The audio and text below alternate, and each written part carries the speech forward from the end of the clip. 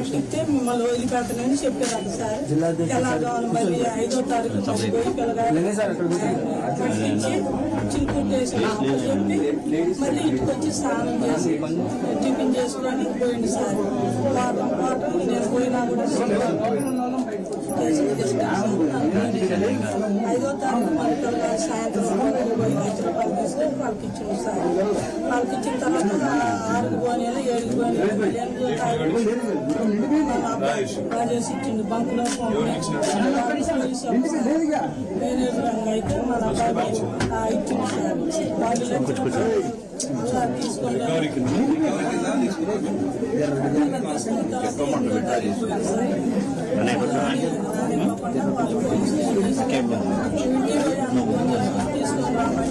వాళ్ళు తీసుకొని ఇంటికి వచ్చి అనుభవం చేసుకొని తీసుకొని పోయి మొత్తం కట్టమంది కానీ ఆయన పక్కన పోయిన తర్వాత ఇంకొక ఆయన ఏం చేసిందంటే అమ్మ పోయి చూసుకుంటాం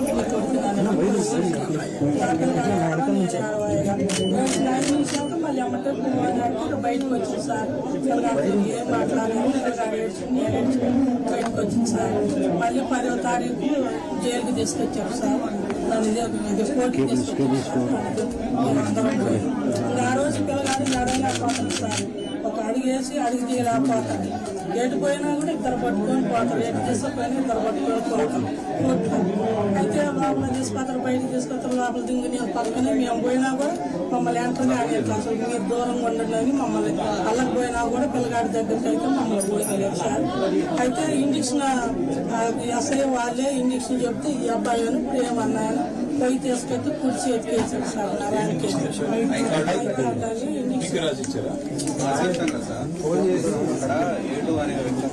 ల్యాబ్ లో పనిచేస్తారు. కానిస్టేబుల్ సలహా తీసుకుంటే తక్షణ ఇంజక్షన్ ఇచ్చి రిలీజ్ పెట్టాలని ఒక ఇంజక్షన్ చెప్తే ఇతను ప్రేమ షాప్ పడిపోతే కానిస్టేబుల్ చెప్పారు తీసుకురండి. వీళ్ళిద్దరు మెడికల్ షాప్ పడిపోయారు. ఫోన్ చేసి కానిస్టేబుల్ కాల్ చేసిన అతనితో మాట్లాడిస్తే అతను ఇంజక్షన్ చెప్పాడు.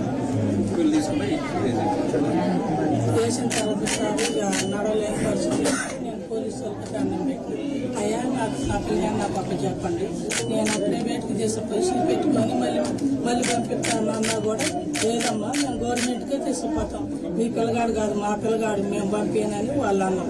అయినా 5 గంటలకి ఇక హుజునార్ జైలుకి తీసుకుపోయారు సార్. హుజునార్ సోమవారం పోయిన మంగళవారం పోయిన బుధవారం వేస్తారు. మళ్ళీ శుక్రవారం రోజు నన్ను చూడటానికి మళ్ళీ పోతే మా కుటుంబం అంతా పోయి చూసినాం సార్. అప్పుడు కూడా పిల్లగాడుగా ఏడుతుండే నాకు బెయిల్ ఎప్పుడు వస్తుంది ఎప్పుడు తీసుకుపోతారు అని పిల్లగాడు ఏడుతుంది సార్. అయితే అక్కడైనా కూడా ఒక 5 నిమిషాలు మాట్లాడించారు సార్, బయటకు పంపించారు.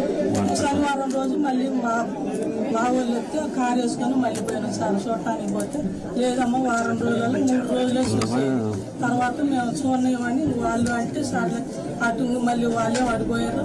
మేమే ఇటు వచ్చినాం, చిలకల్లు నుంచి వచ్చారు సార్. వాళ్ళు చూడలేదు, మేము ఇంటికి వచ్చినాం, వాళ్ళు అడిపోయారు.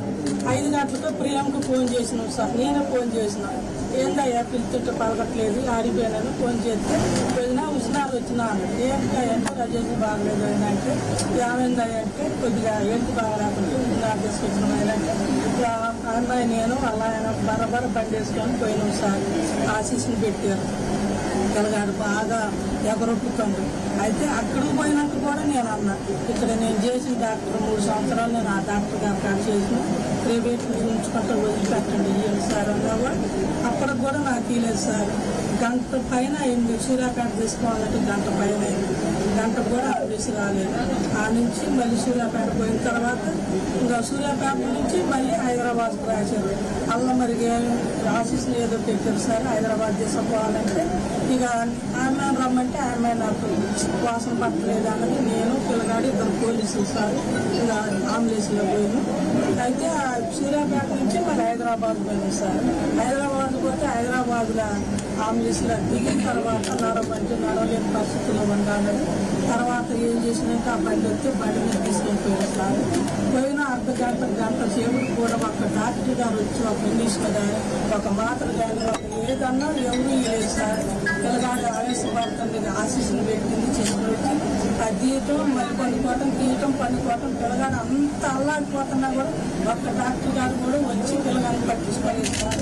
గంటలో పిల్లగాడికి ఈ పోలీసులు వచ్చి అట్లే కూర్చుంటారు కానీ పోలీసులు యాడికన్నా బాగాలేదు. నేనే ఏం సార్ మీరు వచ్చి అట్లే కూర్చోరు పిల్లగాడు అట్లా బాధపడుతుంది మీరేం సార్ అన్నాక ఒక అతను పోయి బాగా రిపోర్ట్లు తీసుకొని సూర్యాపేటలో రిపోర్ట్ తీసుకొని అక్కడ 4 దిక్కులాలు పోతే పిల్లగాడు కుడిచేయి అట్టేసి అడంచేయి నా చేతులు పోయింది సార్.